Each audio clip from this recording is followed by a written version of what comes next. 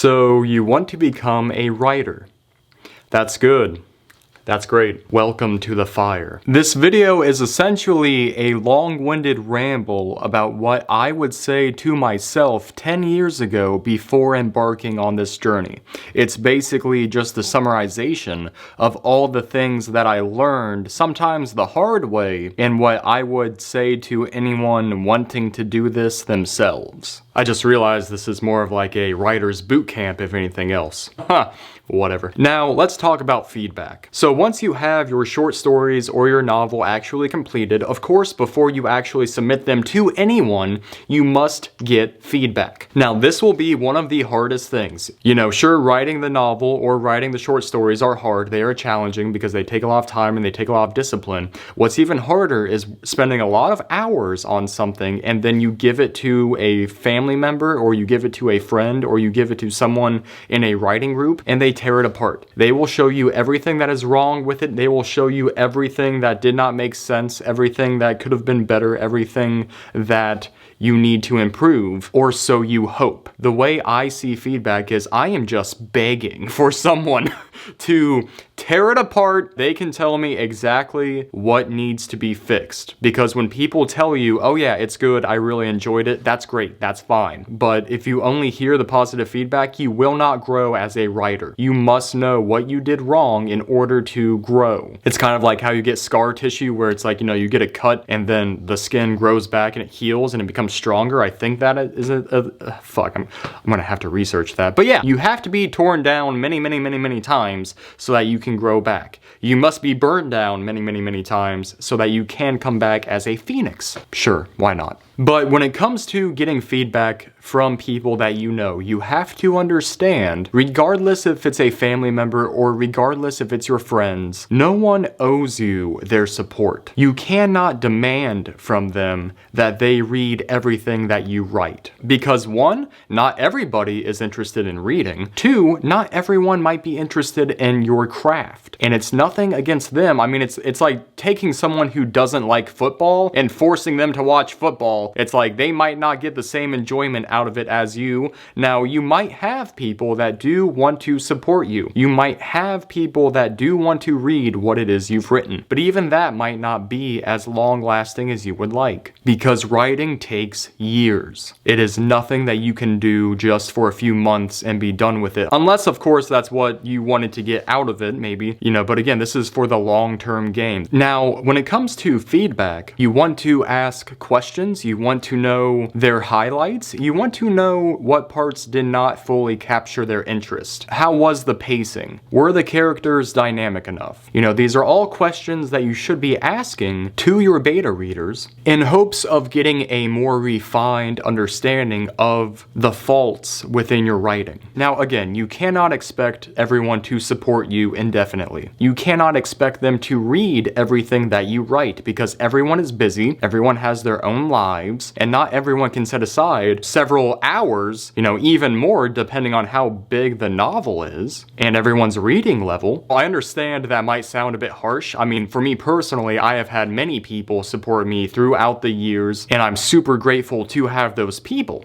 I'm just saying that if I could go back to give myself this same advice, I would say join a writing group. Because when I did take a writing class and I was actually sitting amongst people that were doing the same thing as me and we would exchange stories, so then I could then read content that I myself would not have read otherwise. And also I got to get feedback on my own story from people that are in that same realm. That feedback, that kind of interaction is it's very invaluable. You will get more precise feedback from people that are obviously doing the same thing as you. When you join a writing group or you find people online to exchange stories with, that is the most bang for your buck that you can get. Now, you can really break it down in two ways. On the one end, you have your friends and family who will give you feedback that you might not get from the writing group because they might be the more casual reader themselves. You know, they might give you just a different style of feedback and they might see things in a slightly different light. Versus when you go into a writing group or you exchange a novel with someone else then you will get a much more precise feedback, a bit more to the point. It is the most time-effective way of getting really good feedback, and then it also allows you the chance to read something that someone else wrote, someone else who is not published, and even just pointing out what is wrong with their work. It also helps you develop your editing skills because you are looking at someone else's work and you are telling them what you think needs to be improved, or maybe the parts that did not fully hold your interest, or maybe some inconsistencies, or what you really liked. It just allows you to then switch roles, essentially, where instead of you getting the feedback, you are providing the feedback, but you're also learning as you go along. So really, when it comes time to get the feedback, the best thing you can do is to find people that are doing the exact same thing as you and would like to trade stories for a multitude of reasons. It's like 3 things in one, right? You are getting feedback on your own work, you are reading someone else's work, whether it's in your genre or it's not, and 3, you are providing feedback back to them. You are really doing those 3 things at once, and it's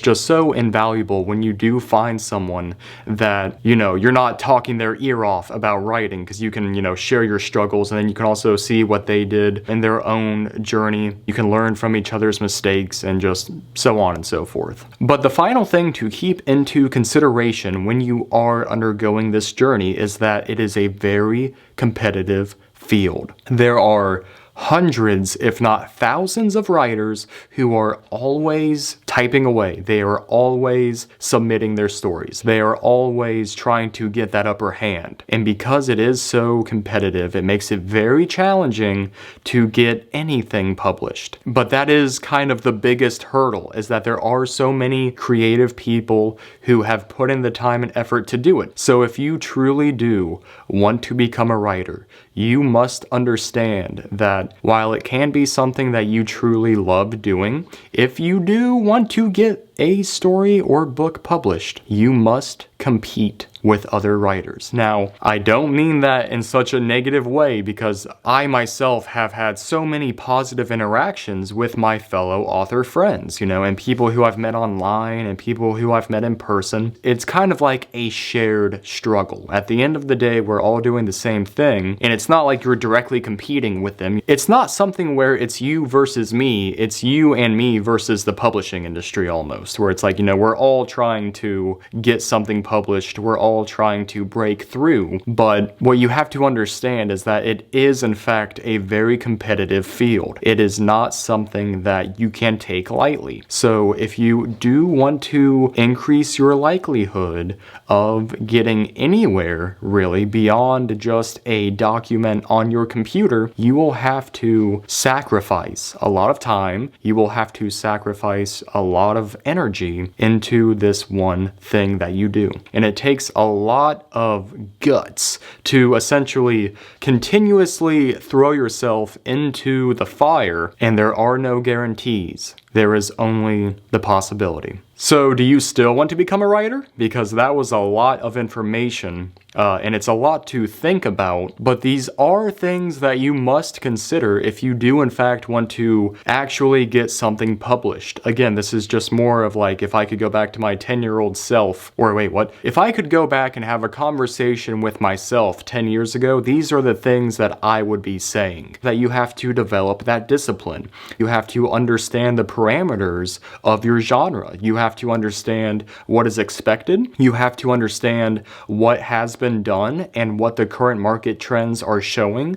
You have to figure out a system or a network even of people who are interested in reading your material for feedback purposes, and find people that are in the same realm so that you can, kind of have that camaraderie or have that, shared passion with. It just takes a lot. Because, no matter how good you think your writing is, you will always be humbled in one way, shape, or form. It's something where you will always be knocked down, and then you have to learn to get yourself up. I know I just used a Batman quote. You have to learn to not give up. If it's something that you truly want, because it is so competitive, you have to continuously strive for it. But regardless if I did follow the advice of everything I just said, that does not guarantee that anything I've written or would have written would have been published. It might have only increased the odds. If you are someone who is more seasoned in this kind of thing, if you are someone who has something published, let us know in the comments